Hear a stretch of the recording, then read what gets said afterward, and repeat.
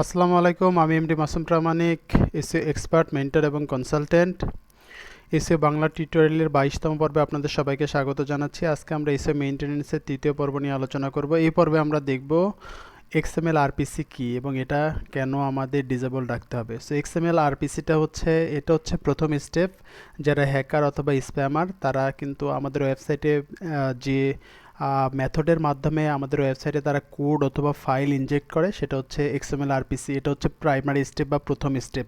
So এটা সবসময় আমাদের অফ রাখতে হবে। এটা কিন্তু অফ না থাকলে যে কোনো স্প্যামার বা যে কোনো হ্যাকার কিন্তু আমাদের ওয়েবসাইটে পোস্ট মেথডের মাধ্যমে কিন্তু কোড অথবা ফাইল ইনজেক্ট করতে পারে। এটা কিভাবে চেক করবো আমরা? যদি এটা সাইটের লাস্টে দেখেন, যদি লিখি xmlrpc.php, এটা যদি লিখি তাহলে যদি আমাদের এটা ইনেবল থাকে তাহলে এরকম দেখাবে যে xmlrpc server accept post request only, দেখে পোস্ট রিকোয়েস্ট অনলি এরকম একটা মেথড দেখাবে। যদি ডিসেবল থাকে তাহলে এখানে এই পেজটা আসবে না, এখানে দেখাবে যে দিস পেজ নো এক্সিস্ট অথবা নট ফাউন্ড, এরকম একটা মেথড দেখাবে। সো এটা যেহেতু ইনেবল করা আছে, এটা ইনেবল করা থাকলে এটা আমাদের সিকিউরিটির জন্য খুবই খারাপ, ঠিক আছে? সো এটা আমাদের সবসময় অফ রাখতে হবে। সো চলুন দেখা যাক যে এই ওয়েবসাইট এই জিনিসটা আমরা অফ কিভাবে করতে পারি।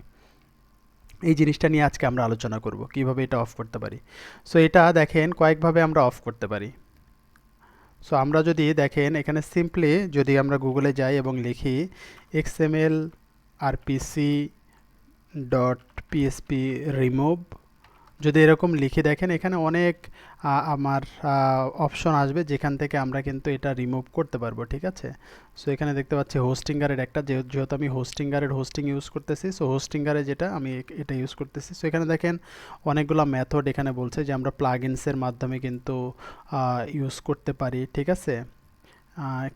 তারপরে এখানে একটা প্লাগইনস আছে, দেখেন এই প্লাগইনসের মাধ্যমে কিন্তু ইউজ করতে পারি, অথবা সরাসরি ম্যানুয়ালি আমরা রিমুভ করতে পারি। সো ম্যানুয়ালি আমরা রিমুভ করব। ম্যানুয়ালি রিমুভ করার জন্য যে কোডটা দরকার, এই কোডটা আমি কমেন্ট বক্সে দিয়ে দেবো, আপনারা ডেসক্রিপশন বক্সে দিয়ে দেবো, আপনারা কপি করে নেবেন, ঠিক আছে? তো চলুন শুরু করা যাক যে এটা আমরা কিভাবে আমরা ওয়েবসাইটে অ্যাড করতে পারি। সো এটা মেইনলি অ্যাড করা লাগবে আমাদের, এখানে দেখতে পাচ্ছেন এখানে ইনস্ট্রাকশন কিন্তু দেওয়া আছে যে কোথায় অ্যাড করা, কীভাবে করা লাগবে। যে আমাদের ফার্স্টে htaccess ফাইলটা খোঁজা লাগবে এবং এই ফাইলটা এডিট করে এই ফাইলে যুক্ত করা লাগবে, ঠিক আছে? সো আমরা আমাদের হোস্টিংয়ে লগ ইন করবো। ফার্স্টে হোস্টিংয়ে লগ ইন করলাম। হোস্টিংয়ে লগ ইন করার পরে আমরা ওয়েবসাইটটাতে যাচ্ছি, ড্যাশবোর্ডে ক্লিক করলাম, দেন আমি ফাইল ম্যানেজারে ক্লিক করতেছি, ফাইল ম্যানেজারে যাচ্ছি। একটু সময় নিচ্ছে, লোড নিচ্ছে একটু। আচ্ছা, ফাইল ম্যানেজারটা আমাদের চলে আসছে। দেন আমাদের এখন খুঁজতে হবে htaccess, এই যে এখানে দেখতে পাচ্ছেন htaccess ফাইলটা। সো এই ফাইলে যাচ্ছি আমি। এই ফাইলে যাওয়ার পরে দেখেন একেবারে লাস্টের দিকে, একেবারে শেষের দিকে আমি এই কোডটা যুক্ত করে দেবো। জাস্ট এই কোডটা পেস্ট করলাম। হ্যাঁ, কোড পেস্ট করার পরে আমি সেভ দিলাম। সেভ দেওয়ার পর দেখেন এখানে কিন্তু আমাদের এখানে অ্যাকসেপ্ট দেখাচ্ছিল। এখন যদি আমি রিলোড দেই তখনই কিন্তু এটা দেখেন 403 দেখাচ্ছে। মানে এখানে আমি বা অথবা অন্য কোনো হ্যাকার অথবা স্প্যামার কিন্তু এখন আর কোনো কোড অথবা ফাইল ইনজেক্ট করতে পারবে না, ঠিক আছে? এখানে এটা ডিনাইড দেখাবে। সো এটা খুবই ভালো প্র্যাকটিস যদি আপনারা আপনাদের ওয়েবসাইটটা সিকিউর এবং সেফ রাখতে চান। আশা করি সবাই বুঝতে পেরেছেন কিভাবে আমরা এক্সএমএল আরপিসি আমাদের ওয়েবসাইটে ডিসেবল করব। যদি কারো কোনো কোয়েরি থাকে অথবা ডিসেবল করতে প্রবলেম হয়, কমেন্ট বক্সে কমেন্ট করবেন।